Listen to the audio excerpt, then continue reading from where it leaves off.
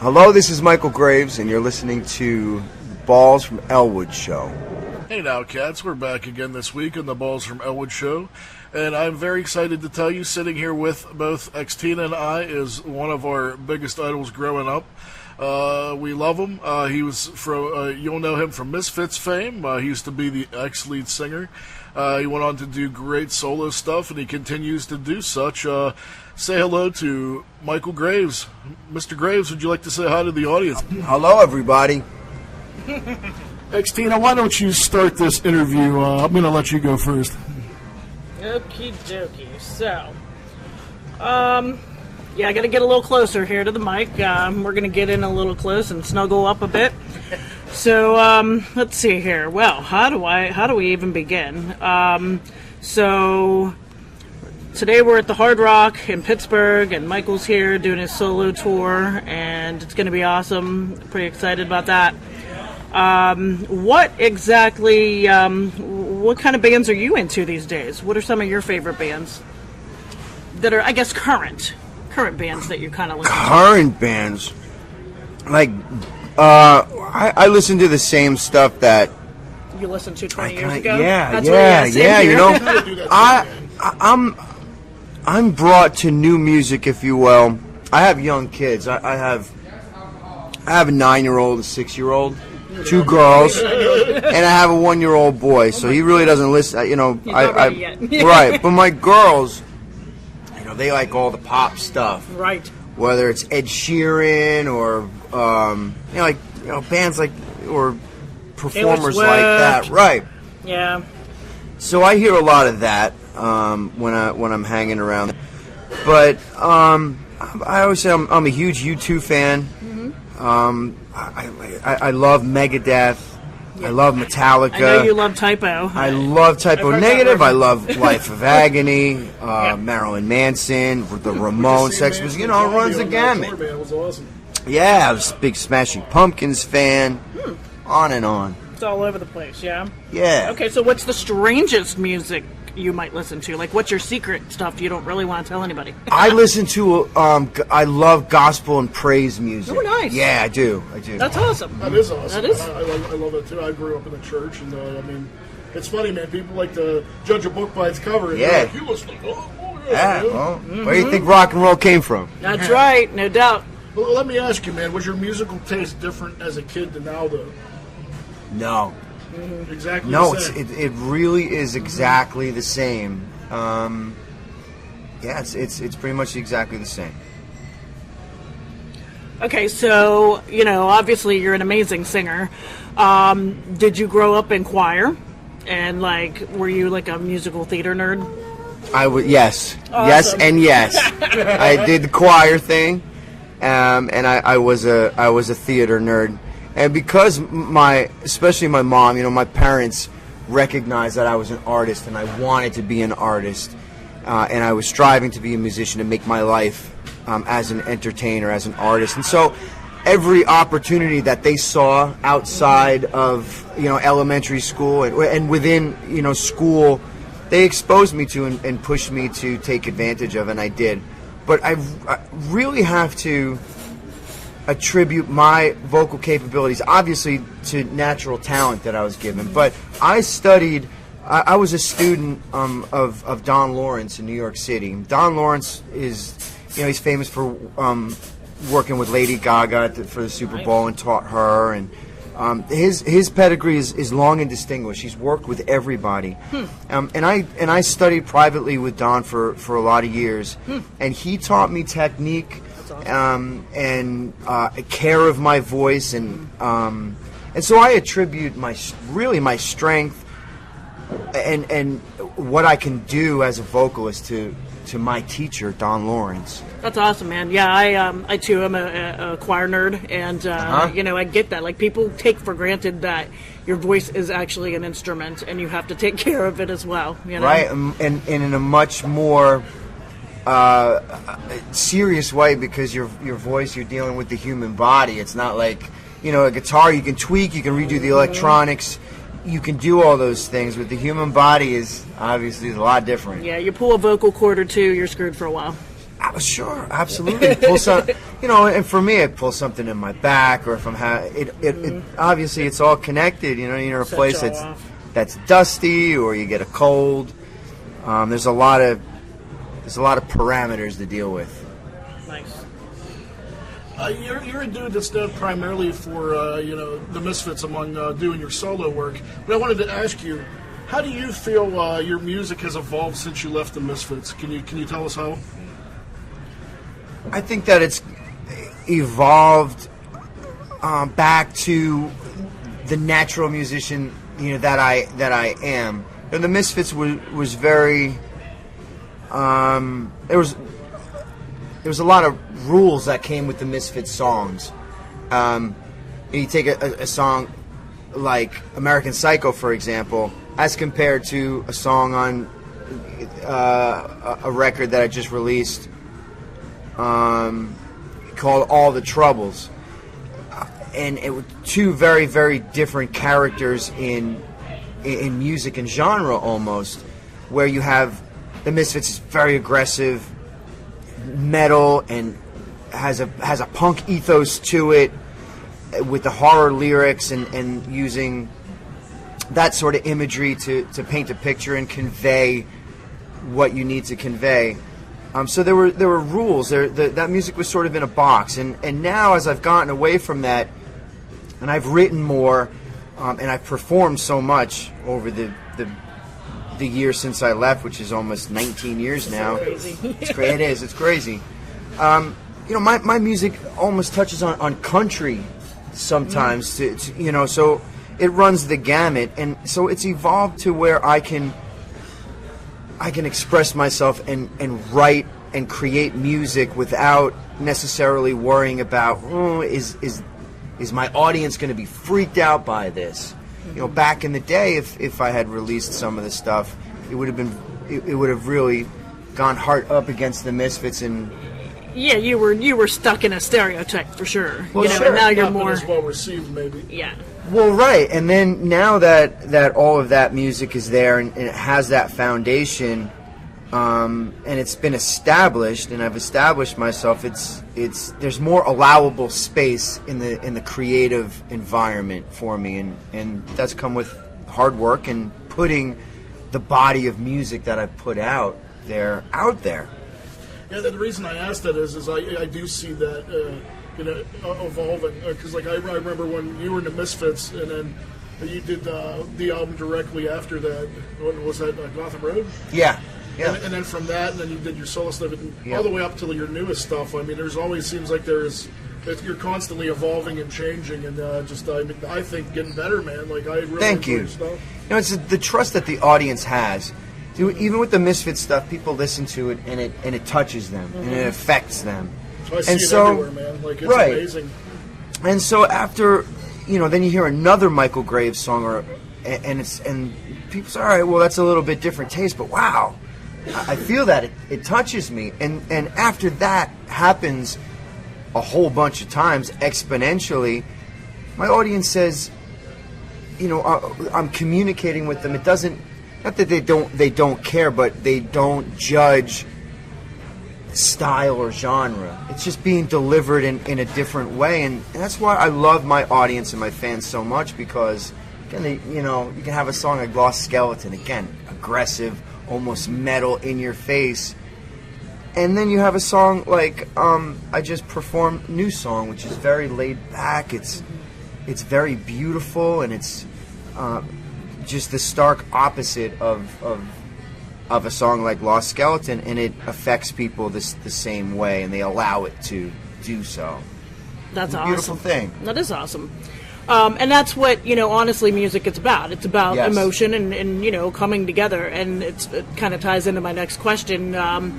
We've noticed, as we're like, old punk rockers, the scene has changed. I don't want to say drastically. There's shows we go to that are still sort of cool, but there's a lot of shows that we go to that, what got me into punk rock initially was the coolness of everybody and the willingness to, like, you know, be camaraderie and be like tight knit and, you know, help you out. And it's sort of, in our experience lately, you know, again, we're like 42-ish-year-old people, and it's like nowadays everybody seems to be more of a frat party now, and we're very self-centered. Yes, and I don't know if that's just the way the world is now. That's probably part of it. What are your thoughts?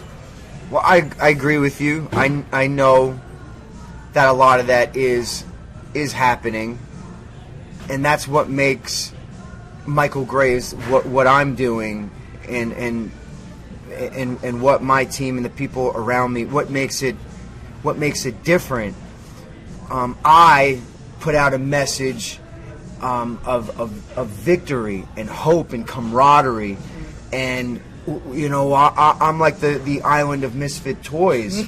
I don't care, and my fans and the people that are interested in my music and you know, like you folks and they don't care if you have green. They don't care what you are, or who you are, or it's the music. We come together because we find a common bond in the music that helps us get through whatever it is that we need to get through.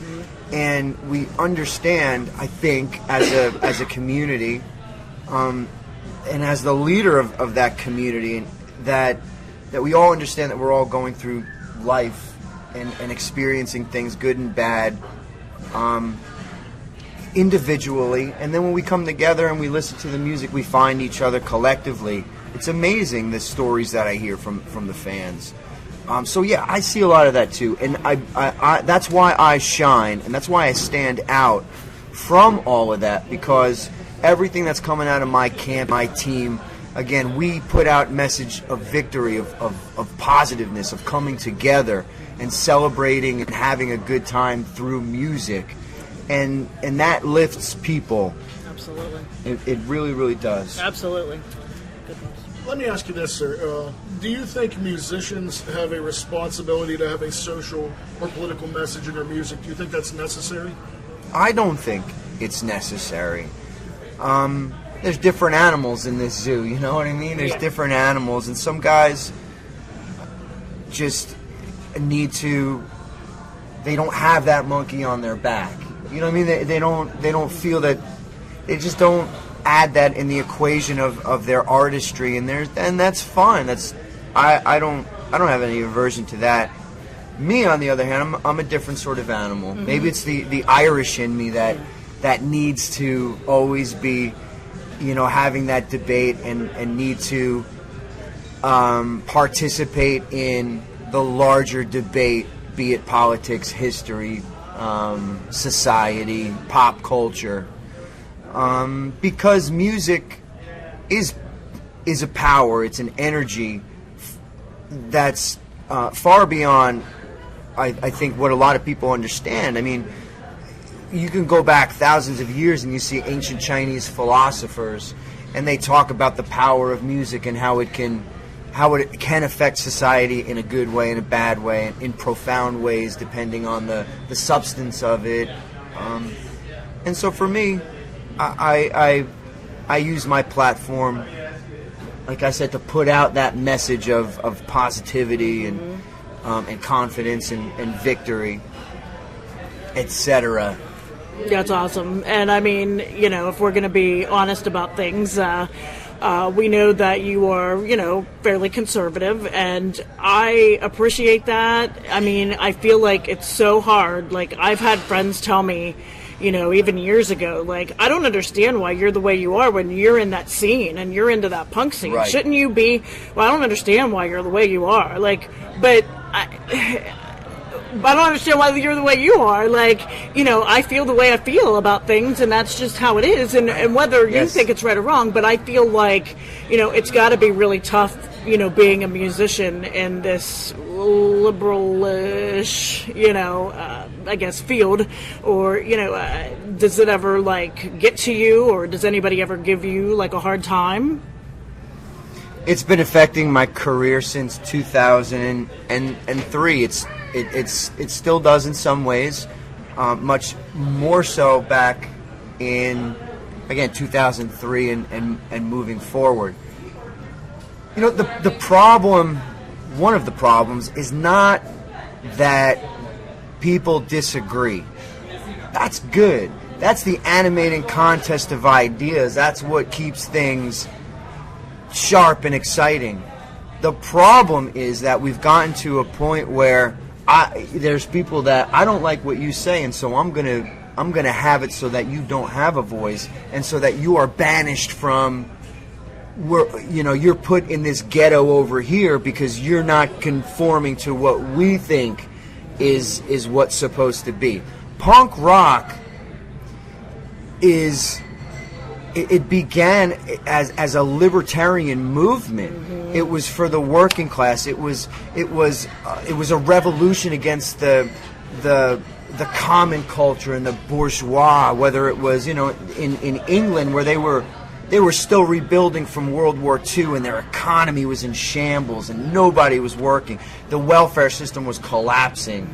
On. And then the same thing in America, where punk rock, whether it was the Ramones or MC5, they were taking a stand against, even back then, against disco and the high class nature of disco, and all those people with their noses in the air and high class society and big business, and rejecting what popular culture was, jamming it down people's throats, saying, you have to wear this, you have to be like this, or you're banished over here. And so the punks came along and said, we're going to do our own thing, we're going to do it ourselves. That's right. DIY. That's right. And then all the misfits, if you will, bonded together and said, well, you're like that, all right, you can hang with us, because we're not judging you, we're not judging you or how you're, what your thoughts about the world are. Mm-hmm. And that's what punk rock to me still is. I think that we would agree that in the world that's not what punk rock is, but that's where I come from. You know what I mean? Mm-hmm. And I agree, man. That's how it's supposed to be. DIY. And that should bleed out to. I mean, that should bleed out to everything, not just punk rock music. That should bleed out to everything. Absolutely. I think that's a good example of how the scene has changed. The thing that cracks me up about the punk scene nowadays is back then it was exactly like you said, man. It was like everybody that has this love of the music, it didn't matter what you looked like. There was no litmus test. Exactly. Now it's like you see people like, if you're not wearing this, or you are wearing this, if you're doing this, if you're not doing this, hey man, you're not punk enough, or you're not this enough, like, fuck that. It's never even supposed to have been like that. It's like that was the whole point of punk rock, yeah, so now that's how it's changed, and that's that's frustrating me about it. Back in the day, there was, and punk was always political. There was always that political wing, and it was hashed out in the music, right? Peacefully. Right. And again, it would come to you would go to punk rock shows, and the skinheads would be fighting. I was going to say, you'd have your skinheads. It was ruckus again, but never to the point where, it got out of hand. So what I'm trying to say is that sort of lively debate was hashed out in the zines, it was hashed out in the music, and it was done in a peaceful, productive way to keep the homeostasis, as if you will, of the movement. Again, keeping with that punk rock ethos, saying, all right, you think that it's supposed to be this way, fine, I think it's supposed to be this way, all right, let's go have a beer. Mm-hmm. Right. I got one for you. Have you ever heard a fan come up to you and they say they have an interpretation of your song, and you hear that, and it's not anything like you had pictured in your mind, but like you almost feel bad for like telling them, no, you got it all wrong. But like, I mean, can you think of an instance where somebody's come to you? Sure. I think that everybody gets crying on Saturday night wrong. I don't necessarily correct them, because I know how the songs make me feel, and where they came from, and what the original seed that was planted, where it grew out of. But far be it from me to get into somebody's mind and tinker with the interpretation that they're getting, because the experience that they're having in life and that they're going through is the makeup of why that song is resonating to their soul, and whatever, again, the calculations that are being made inside that individual's mind, it's not wrong that it might be different than what my original intent was. You had mentioned they get crying in Saturday Night wrong. What do they get wrong about it? Like, I really think that well, a lot of interpretations are that this individual, it's a murder story, and that's not necessarily wrong, but it's not right. It's not right either. I wrote that song to sort of give a darkened sense of things, but it's more just a simple song of longing for something or someone that's just not there anymore, and that like love and hurt. Of course, right, Yeah. that invisible reaching that we do that causes that pain. And so the character in the song is sitting in his car. I was cruising without you. They were playing our song. He hears a song on the radio, and it brings him back, and it reminds the character of all of these things. And there's a lot of abstractness, about that song. I might have sang that in my former punk rock band. You should know that. So you owe me some money then, is what you... No, I'm just kidding. I'm just kidding. Nicely played. So, what was I going to... Oh, I know what I wanted to ask you. I'll put you on the spot now. You should sing it now. Put me on the spot. Yeah, we'll do a little Saturday night. What, other than obviously being a rock star, what kind of jobs have you had, and what's been the absolute worst job experience of your life? Well, this summer we took off a couple of months, and I went back to work at where I worked as a young man at a place called Sunny Hill Resort in Greenville, New York, and I worked there up to the age of 18, and then I didn't go back. And the summer I didn't go back, I met the Misfits, and so it was cool. It was amazing to be back in that place after all of these years. I signed my first autograph at the base where I was working. I was a maintenance guy. I was doing maintenance for the resort for the past couple of months, and that was a great job. I've known the family that owns Sunny Hill for 30 years. Nice little plug. Give them another little plug. Well, they're good people. Sunny Hill? What? It's called Sunny Hill Resort in Greenville, New York. That's awesome. The worst job I've ever had was probably I was doing marine construction in Brick, New Jersey, and that sucked. That sucked because I had gone to I was doing that work right after the Misfits. It's hard labor, it's long days, and I got burned really bad with I got chemical burns all over my arms, and that was a rough time. It was kind of shit work. Yeah, it's no fun, but it pays the bills, It's no fun, Things but you it gotta pays do. the bills. Yep. Well, now I'm going to turn the heat up a little bit. Speaking of chemical burns, you guys are out on the road a lot. And back in the day, I know you're married now, but I'm sure you had I'm divorced. Oh, you're divorced? Yes. Uh-oh. Oh, no. Oh, great. Yeah. I feel less guilty asking you. All right, yeah, hit me. Go ahead. All right. What is your best groupie story? Best groupie And you can't tell me you haven't gotten a trip from this gig. I know you're getting pussy. There's no way. I don't have a good groupie story. I swear on my life, I don't have any good groupie stories. Yeah, but I'm sure you have annoying chicks coming up to you all the time. Yes, definitely, definitely. Okay, if you can't answer that, you're going to have to answer me and numerically how many tits you've signed in your career. A lot. Definitely a lot. Is it more than 1,000? No, definitely not more than 1,000. Is it less than 500? It's probably less than 500. Yeah. Is it an odd number? I just want to know. I would probably think it's... You ever meet a chick with one tit she wants you to sign it? Nope. No, one leg. Oh, shit. Yeah. She wanted you to sign her leg? No, she wanted me to sign her tits, but she had one leg. Oh, okay, got it. She had two. Was it wooden? No, it was plastic. The fake one was like this weird plastic. Did you bang her for the story? No, Chud did, though. Oh, shit. it's your turn next. All right, I'm gonna see now. I'm gonna take it to like a really nice place. Well, Okay, I don't do that. I know. I'm I'm sorry. I have to. Well, you know, along with banging comes kids. Right. How has having children changed your life? Like, how do you?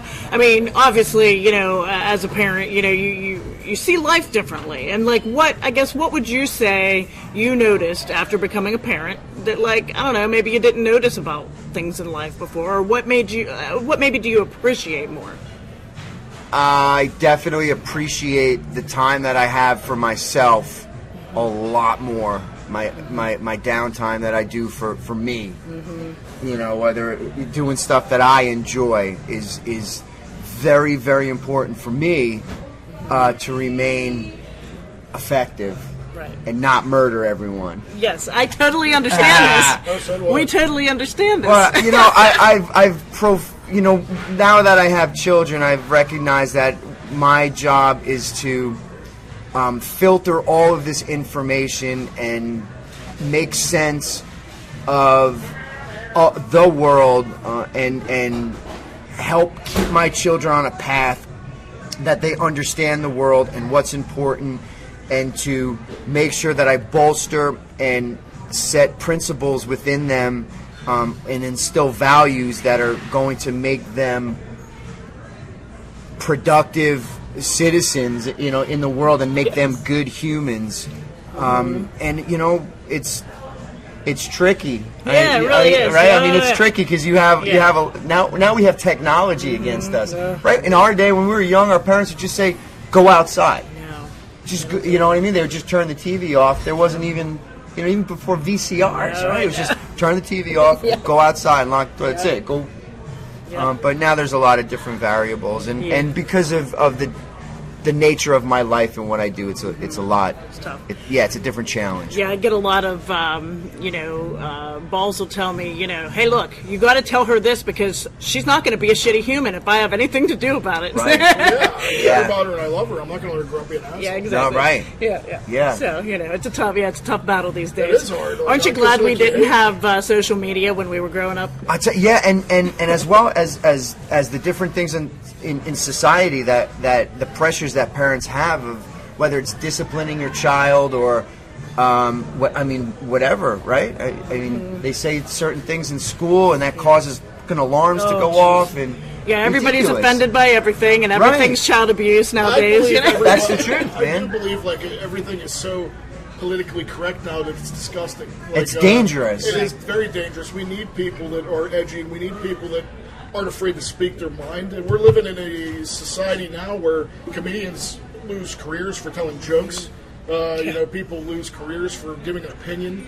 You're beat up or you're killed for having an opinion or a strong opinion or a sense of anything anymore, rather than just going along with just for going along with if you're not a sheep, you're in trouble, man. I don't know in this age. Yeah, you know. The old saying, right? Sticks and stones may break my bones, but words will never hurt me. Our society is not like that anymore, and that comes down to the individual. We've, as a society, have done that to people and younger people. Words physically affect them, and it shouldn't be like that.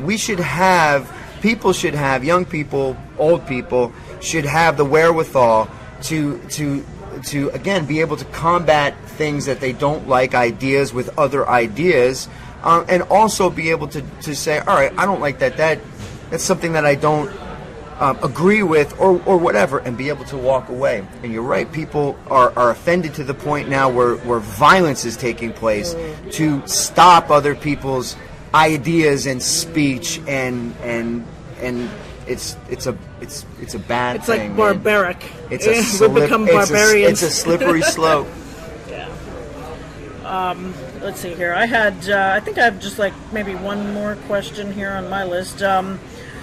What was I going to ask you? Well, I think I'm good. Go ahead, Balls. You go. I got one for you. I mean, you guys play a lot. I mean, is there a song that like people constantly request that you're just so sick of fucking playing and you're just burned out, and people are like, "Hey, play this," and you're like, "Ah, fuck," you know, like. I don't allow myself to poo-poo, because it is such a blessing that a song that's come from my heart and soul is still, you know, songs like "Crying on Saturday Night," "Dig Up Her Bones," where like yesterday I played that song, I performed that song 1, 2, 3 times, you know, throughout the day to an audience. I don't allow myself to feel that, because yeah, it's a blessing. After 23 years, more than that, I wrote that song when I was 16 years old. I'm 43 now. That's awesome. So I thank God that people are still wanting to hear those songs, and I won't poo-poo them, because I think that when I do, that will invite other negative things in. Well, yeah, and I mean, it's good to have the passion in you still to get through it. You know, I always joke about, you know, nobody wants to go to work. You know, you get up, Right. "Oh, I don't want to go to work today. And then you put things into perspective. I think, do you know how sick of playing "You Give Love a Bad Name" Bon Jovi is by now? Well, you know, again, and when I put my message out there is one of the things. You know, this might go off the rails a little bit, but one of the things that I love to do is motivate people, whether it's working with wounded warriors, whether it's working with you know, young people in crisis, or people who are lost. One of the things that I just demonstrated is the things that you say inside your head are the most important things that you hear, the things that you say. And so, you know, are you sick of hearing Dig? No, I love performing that. I'm thankful to be able to do that. You know, when people get up in the morning and they have to go to work and it sucks, of course it does, and it hurts, but what you should say is, "Thank you, God, I have 2 legs to get myself out of bed. Thank you, God, that I have 2 eyes I can see on the way to work." It's a hard thing to do, but when you start to say those things in your mind and again have that have an attitude of victory and positivity, it changes everything. It changes everything in your life. It changes everything, and that as well then will attract other good things into your life, and I agree with that. Yeah, and it profoundly changes life. I've noticed that personally. Yes. Being down and out and super negative and drinking myself to oblivion, you know, it's a different scope when you're sober and you're not, you know. Right, yes. Partying so much. Yeah, you can't let things like that, you know, I tell people you can't let your circumstances define who you are. You have to define who you are. And that's another bit of the music scene and where we've come from, where it was cool to poo-poo everything, right? Back in the, it's cool to hate on everything, and everything sucks, and I hate my mom and my dad, and so I'm just not gonna have a job, and just people don't respond to that anymore. Right. People don't respond to that anymore. And just, you know, one more thing, there's Generation Z that has come after all these millennial crazies. Generation Z is much more libertarian. They are rugged individualism, and they respond much better to a message of positivity, a message of victory, that we are good, we're strong, we're smart, and we can do anything that we put our minds to. We will not be defeated by anything. When we fall down, that doesn't define us. Our failures don't define us. It's our victories that do. Absolutely. That's awesome. That is awesome, man. I mean, have you ever dealt with jealous people that are jealous of your career? All the time. How do you deal with people like that? I keep I keep a smile on my face, and it's not my problem. I'm happy and proud of my success.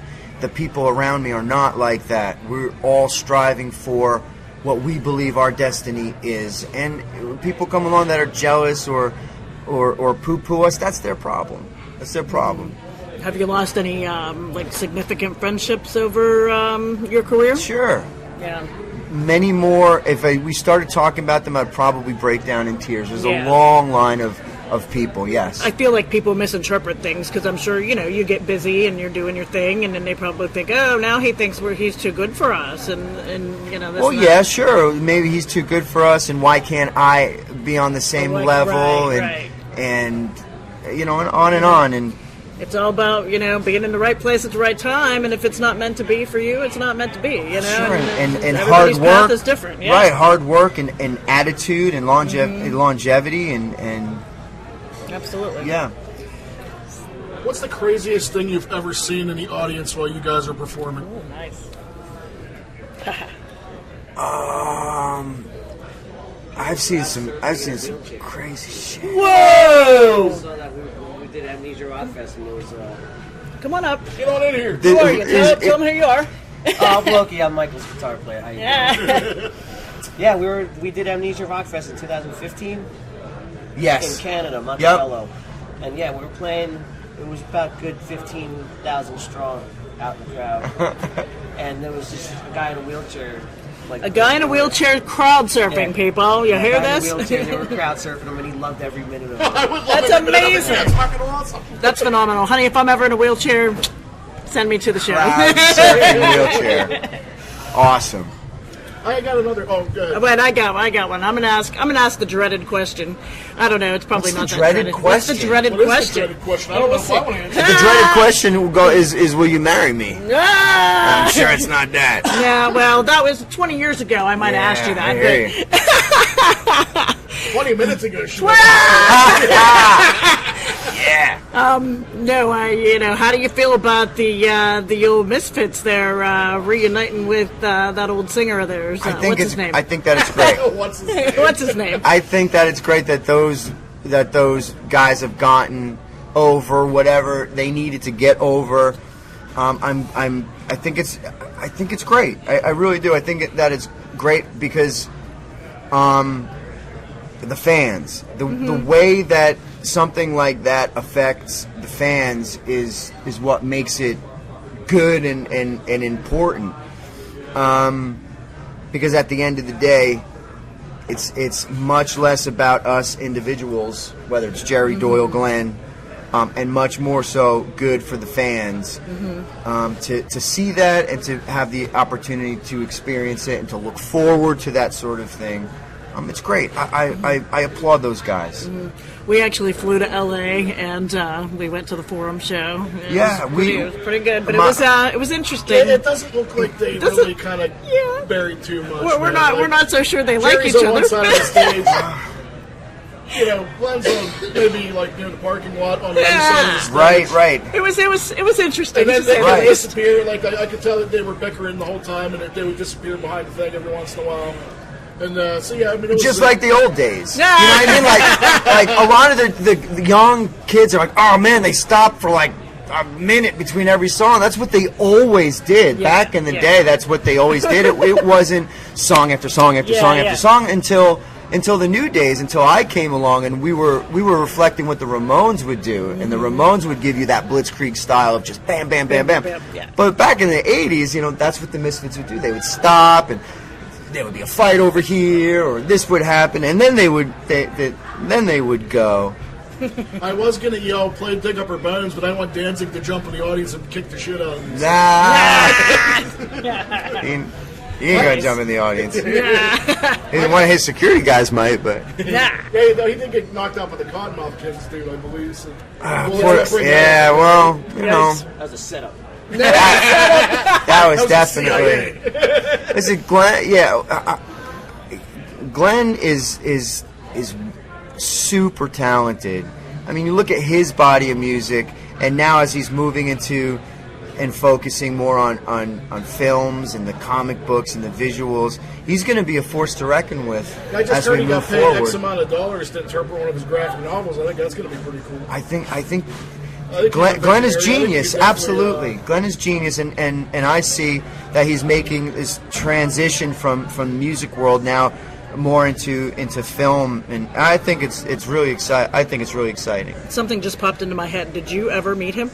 No, and I can't wait to have the opportunity to meet Glenn. I've always wanted to meet him and say thank you for my career, and I've always hoped, and as I worked in the Misfits, I always said to myself, I'm going to conduct myself and write and produce in this band always thinking and hoping that the things that I do and say and write would make Glenn proud because he's the one that birthed this thing.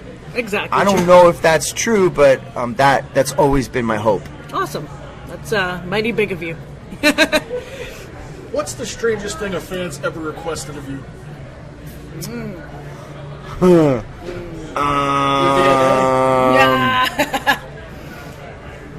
The strangest thing a fan has ever requested from me, is, I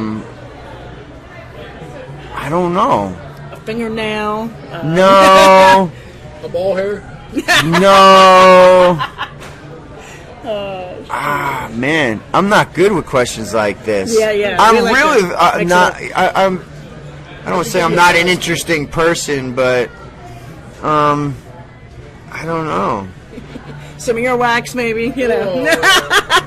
You gotta throw it out there, man. People are wacky. I'm telling you, it's probably on eBay. I guarantee on eBay, your ball hair is on eBay. Yeah. Whether you know it or not, unbeknownst to you, it's on there. Oh, Perhaps there's a lot of different stuff on eBay. Well, let me ask you this.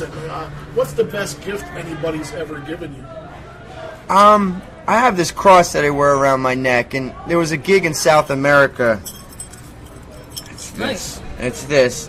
There was a gig in South America. I was over there with Marky Ramone, and so the show starts, and you know I have sort of a sixth sense about fans' intentions. Sometimes when I look into the audience, you can always kind of tell, you know, strange movement. And so I'm looking at the back of the audience, and I see this young man. And he's working his way through the audience, you know, two songs or 3 songs in, he's working his way through.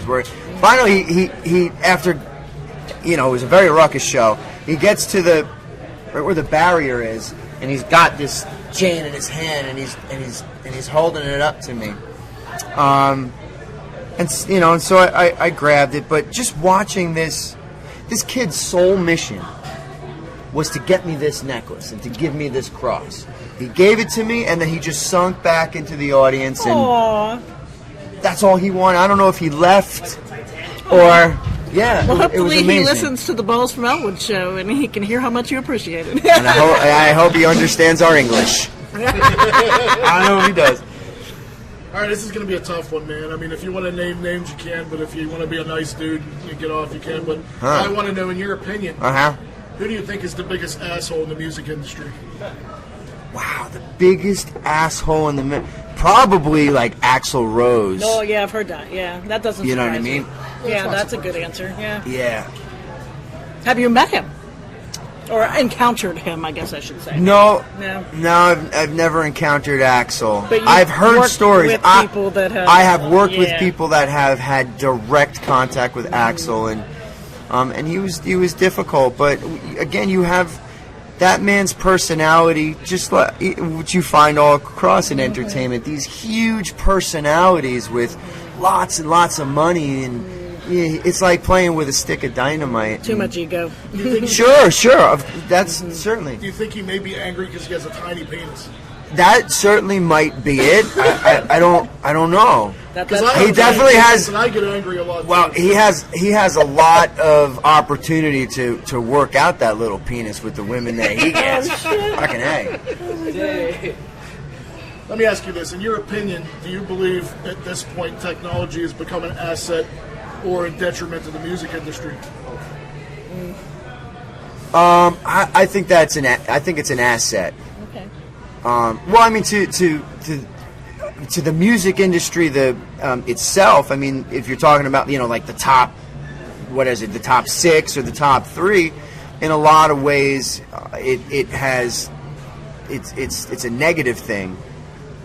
It's hit their bottom line. It's because nobody is, or it's very hard to sell albums anymore. So I think that technology is come up against the old guard.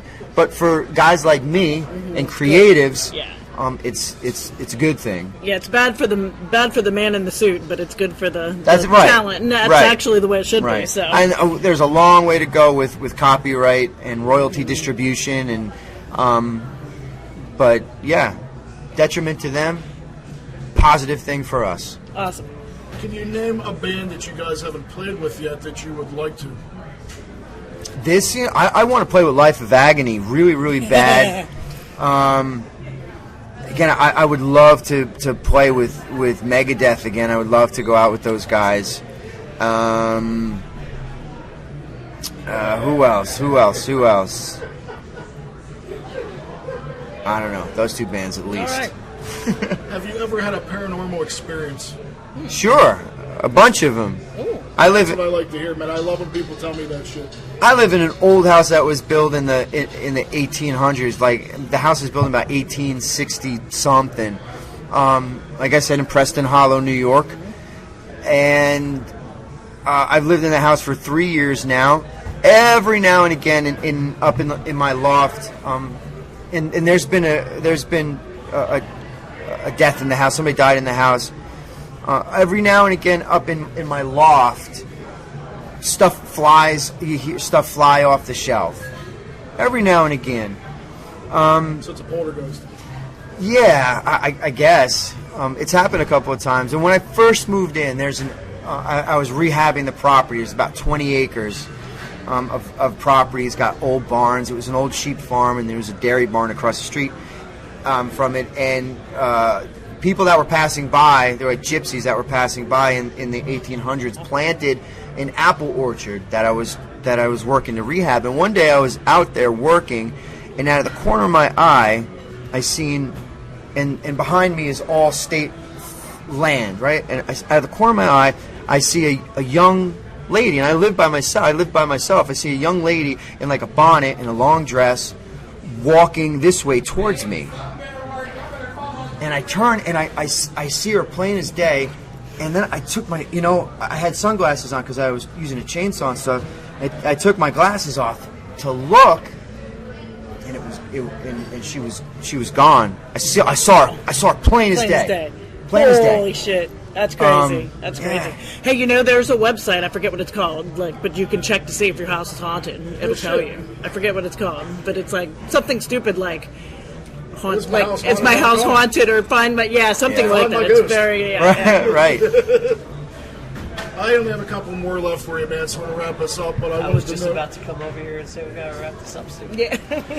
let me give you two more here. Sure. Do you feel that any of your relationships, whether it being with friends, family, or loved ones, have suffered from your being a musician? Have suffered? No, I wouldn't categorize it as suffering. There's great sacrifice in what I do, and that's back to raising children. The adults in my life are able to really process the sacrifice and the being away and all that comes from that. It's my children that I have to make sense of why their father is away, and I miss soccer games and birthdays and back to school nights and things that you can never get time back, and that's the hurt in it all, and knowing that we'll never have that time again. And so we have to bond and find strength in other things. And I pray a lot with my children, and I talk a lot to them about the sacrifice that we're making to come out, from me. And I meet my fans and I hug my fans, and we're healing and we're helping. And again, that's that positive message of victory. I'm using my life. I'm out. I'm away from my children, my family, my friends, and in a substantive way. I'm not out here just drinking and wasting my life away and doing this rock and roll. I'm out here on a mission, and we're changing lives. We're changing the world. You're making my dreams come true right now, so thank you. See that? Okay? Yeah, That's I'm being the miracle. I'm being the miracle. Last question. What's the future of Michale Graves? What do you got? Plug your shit, man. What's coming up? Everything that is Michale Graves is at officialmichaelgraves.com. We just began a world tour. We're out there performing exciting shows that are critically acclaimed and getting better every day. We meet our fans after every single show. Come out and see us. New music is coming out, movies, my blog, my podcast, my radio show, my TV show, on and on and on. officialmichaelgraves.com.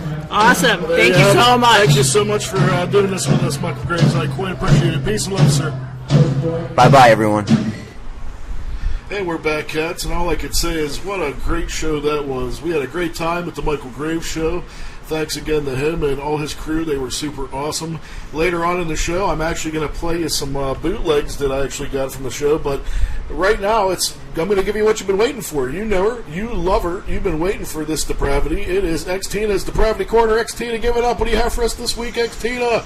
All right, guys. Well, as always, there's, more awful things going on in the world, unfortunately, and I'm here to tell you about them. And Balls and I are going to, pick them apart and give you our opinions and thoughts and, run people through the mud and all that good stuff. So, apparently there was an incident over a year ago, but they just recently made an arrest. So this is fresh news. I don't have much information, but I'm going to give you as much information as I do have. You might have heard about it. It's been in some headlines this week out of Indiana, the state of Indiana, about 60 miles outside of Indianapolis. A 14-year-old boy murdered his two siblings, ages 2 and 11 months. So you're a 14-year-old kid. You're going to murder your siblings, who are practically babies. Seems a little strange, but anyhow, I don't understand. Apparently this happened a year ago, and he just got arrested now. So I don't know if, they knew and they didn't want to arrest him, and they didn't happen at the same time. These were two separate killings. I guess he recently confessed. Maybe that's what the deal is. They thought that when he suffocated his 2-year-old sister, she didn't die right away. She ended up in the hospital, and they thought it was because of some sort of, respiratory thing, because she was being suffocated, so naturally she couldn't breathe well. So they thought she died of a respiratory infection. And then he just recently killed his 11-month-old stepbrother. Or I think it's a half-brother. I'm not quite sure. But at any rate, he did this. His reasoning for doing this is because he did not want them to live in the quote-unquote hell that he lived in. So it makes you think, what's going on in this kid's life that he's living in hell? So he was asked, what exactly are you living in that you define as hell? And he says, chores. What? So wait a minute. So you killed your siblings because you don't want them to have to do chores.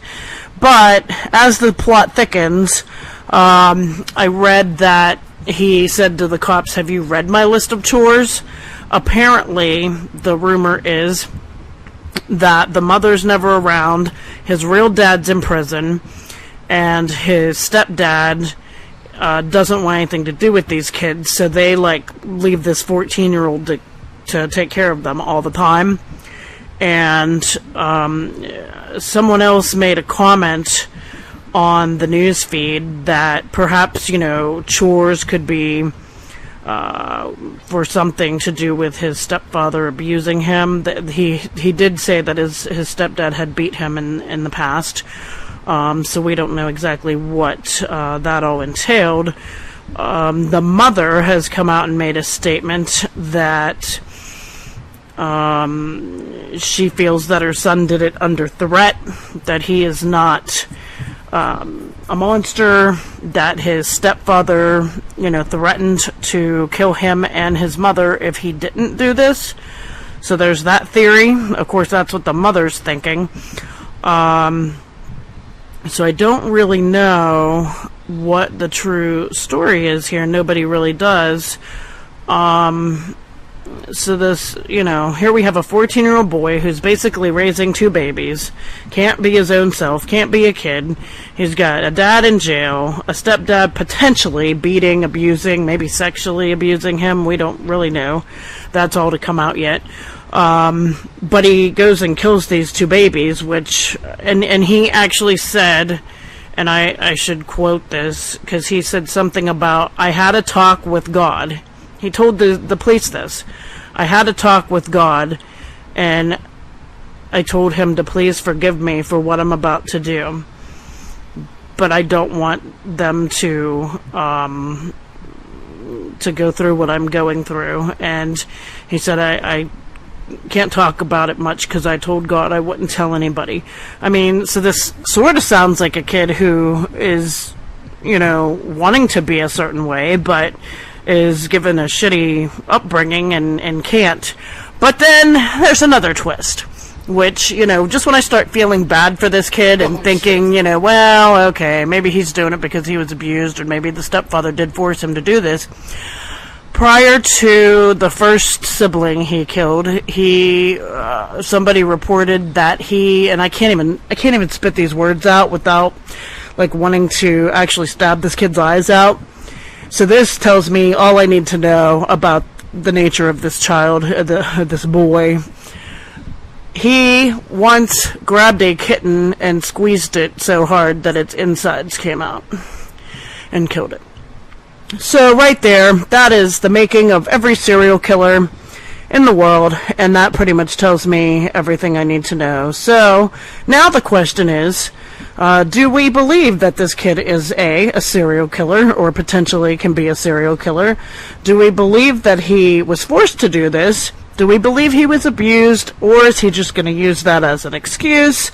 And also, are we to try him as an adult or a juvenile?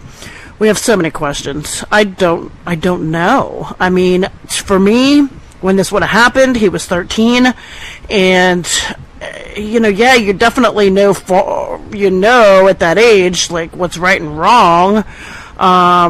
So I don't think you go around killing people without knowing that that's what you're doing.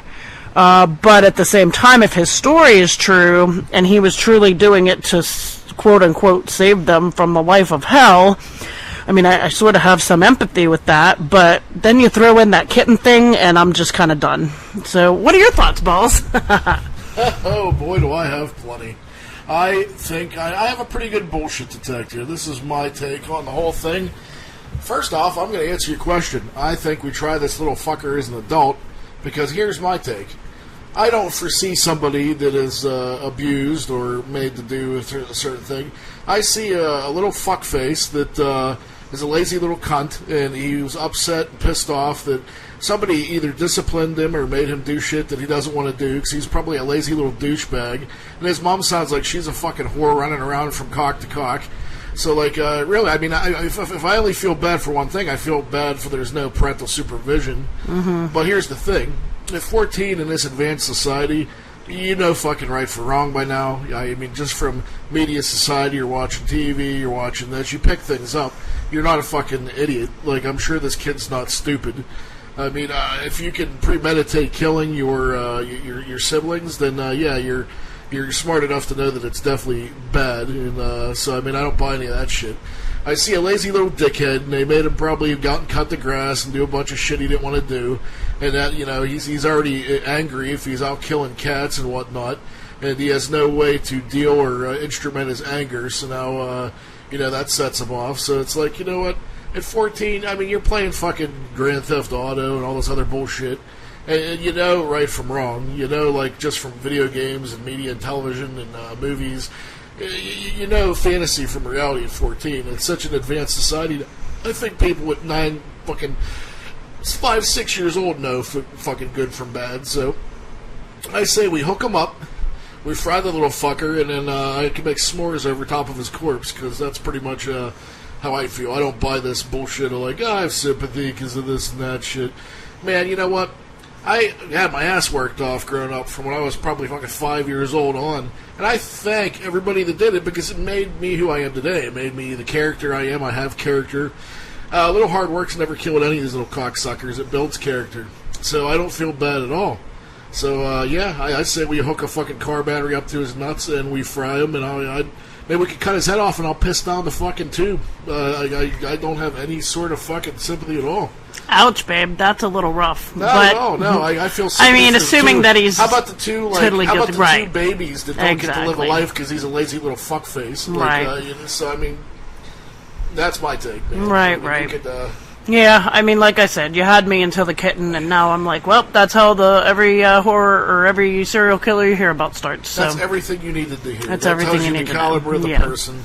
That tells you that he's wearing a fucking mask and he's really a Mm-hmm. vindictive little cocklicker. And had I not heard all that shit, I probably would have given him the benefit of the doubt. Mm-hmm. But once you hear that, you know somebody is disturbed and deranged, and they know what they're doing. I don't buy the fact that they don't. Right, and who knows what's in his what his dad went to jail for? I mean, clearly he has bad blood in his veins, and again, no excuse. A lot of people can have bad people in their family and be normal people and function in society, but it sounds to me like this kid can't, and we'll see what happens. Hopefully it'll go to trial, he'll be found guilty, but I guarantee you that he's not going to get I guarantee you, even if he gets a life in prison, he might get end up spending 20 years in jail or something. That's what happens. Well, I hope they kick the living fuck out of him in whatever place he goes to. That would be great.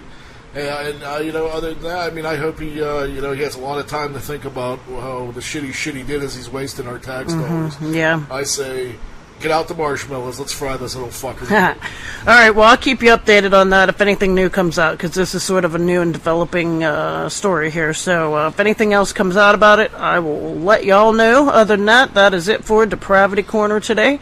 Have a lovely week, folks. Peace and love. Coming up next, I'm going to play you some bootlegs that I caught at the Michale Graves show. I'm going to talk a little bit about some shit I've seen, some movies, and then I'm going to close the show and tell you what's coming up next week, cats. So stay tuned. Peace and love. You want to hear Shining? Because that's what's next. Here we go. Here we go.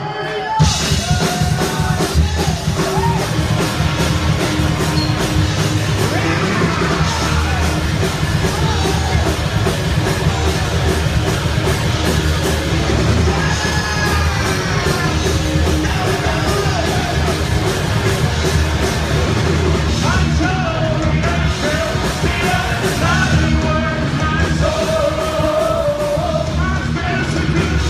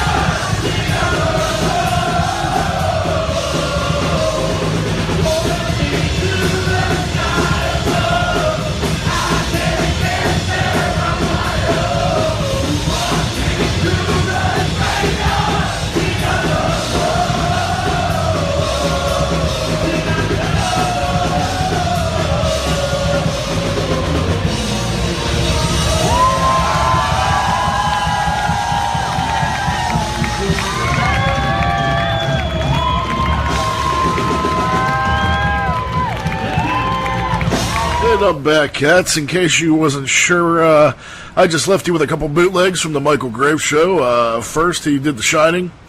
After that was Dig Up Her Bones, if you didn't recognize it. And, yeah, real quick, before I close the show this week, I have a couple things I wanted to address with you cats. First off, I mean, as everyone's probably wondering now at this point, as, you know, I'm pretty sure everybody on the staff is as well, still, I've had so many people, you know, come after me and try to corner me and call me and harass me and bother me as to the state of Gonza Podcast. And at this point, all I'm going to say is I know as much as you guys do, man. Like, I have no idea.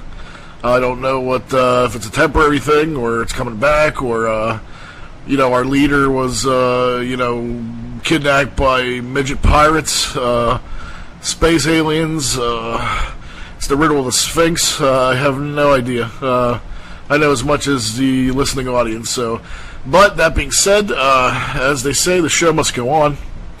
You know, I worked too damn hard on this show with XTina to let it go to the wayside as before.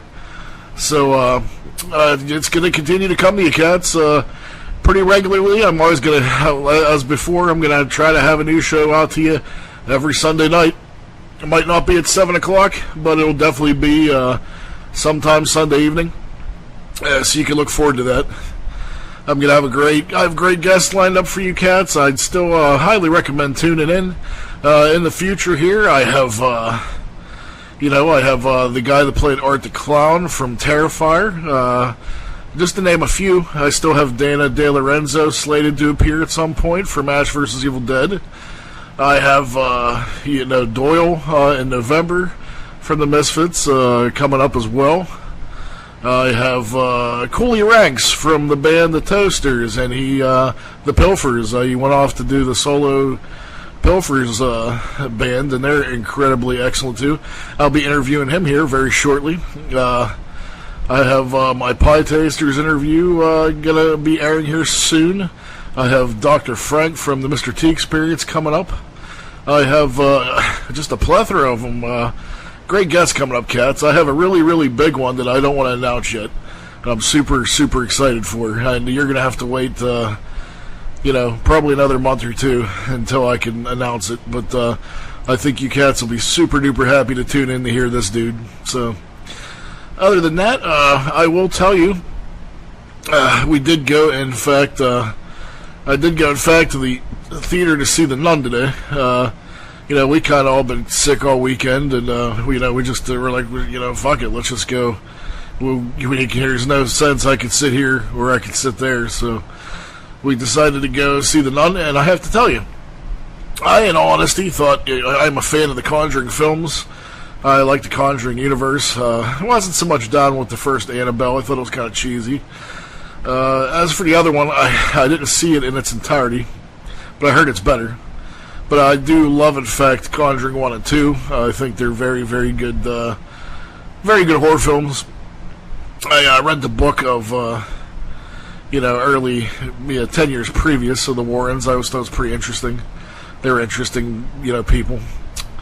So, I mean, I've seen the previews of this. I was excited to see it, but I didn't think it would be as good as it was, to be honest. I don't know why. I mean, they never cease to, you know, amaze me or, you know, they never really disappoint me. But I don't know, just from the trailer, they didn't really give you too much to really go off of. But I have to tell you, I was actually pleasantly surprised. I think it's a very solid entry into the Conjuring universe. I enjoyed it thoroughly. I thought it was a very good period piece. And I was thinking about it today. I think the reason why, in fact, these films are so popular, and here is why these make millions of dollars upon all the other kind of cruddy horror films that you see that come out during the year that really don't. And here's the big difference, folks, in my opinion. The thing I like the most about these films is they don't shy away, nor are they afraid to take 45 minutes to an hour to build character development, to make you care about characters, to, you know, to perpetuate a story. I mean, I think that's why these are such good films. you know, when you go into like some cheesy fucking horror film or teen movie, slasher movie, anything like that, I love slashers, but I mean just any teen horror film in general that you've seen 100 times. It's by the numbers. It's very formulaic. Here's what they do. They just throw these big cast of characters in your lap, and they pretty much just tell you, oh, these are the people you're supposed to feel for, and then they just let it rip. Problem is, you don't have enough time to give two shits about these characters or have any sort of feelings, because, you know, at that point the story progresses and they're running around and trying not to get killed, and you don't really care because you don't know them. I mean, the reason I think these films are good, and many good films of that nature, I mean, I love old Hammer films. I love, you know, all the old stuff, man. Like, I guess I'm an old head in a sense with my taste in horror. I can appreciate new stuff, but I definitely love the old. But I mean, this is the reason why. I mean, I'll take atmosphere, suspense, you know, character development, storytelling, you know, over just, you know, visceral blood and gore any day of the week. So I mean, yeah, I mean, there's nothing wrong with that. But I mean, I do believe these key elements need to be in place on top of blood and gore to have a truly good horror film. So. I mean, not that The Nun was extremely bloody. It really wasn't. But I mean, it definitely did a good job of, you know, setting up a story and setting up, you know, likable characters before they let you loose. So I mean, that being said, I think if you're a fan of those films, it's definitely worth checking out. I would definitely go out and see it. I mean, I thoroughly enjoyed it. You know, we all did, actually. So, XTina, my kiddo, my little horror film fan, and myself, we all thought it was pretty excellent. So, other than that, slating up next, I'm actually super excited to watch. I've been anticipating, you know, for a long time, the new Nicolas Cage film, Mandy. So I will have a review for you cats next week on that one. So I'm super excited to watch that. Just any movie where they just let Nicolas Cage be insane Nicolas Cage, I'm in. I don't even care what the premise is. Last thing I seen him in was Mom and Dad, and I thought that was really, really good. It reminded me of like a Outer Limits or Twilight Zone with kind of an edge. I was a big fan of that. So, I mean, if you haven't seen that, cats, check that out. But I will have a full review of Mandy next week. Other than that, I don't have much else. It's been a pretty good week, man. I can't complain. You know, hopefully you'll hear me on Howard this week. So that being said, I love all you cats. Thanks for tuning in. Hope you enjoyed the interview with the man, the myth, the legend, Michale Graves. And if you want to hear any other Misfits interviews, tune in whenever in November when I get to talk to Doyle Wolfgang von Frankenstein himself. So I'll keep you posted on that. Hope you cats have a nice week. And I'll see you next Sunday. Peace and love.